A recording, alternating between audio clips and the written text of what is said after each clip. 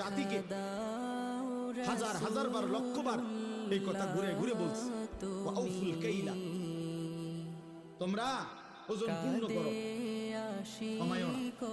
ওয়ালা তানকুসুল মিকিয়াল, হে আমার জাতি ওজনে কম দিও না, ওজনে কম দিও না।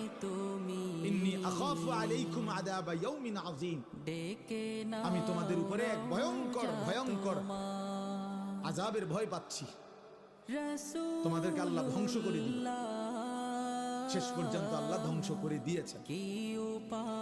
তাইলে বাপ আমার, ভাই আমার, এই প্রথম কথা হলো প্রাপককে গ্রাহককে পরিমাণে কম দেওয়া, ঠগিয়ে দেওয়া, এটা একটা নিকৃষ্ট,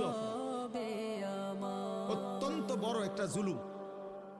এর কারণে আল্লাহ তাআলা একটি অবাধ্য জাতিকে পুরো ধ্বংস করে দিয়েছেন। অতএব এই মন্দ আখলাক আমাদের মধ্যে না থাকে, আমাদের মধ্যে না থাকা উচিত। এবার আসেন আরেকটু ব্যাখ্যা।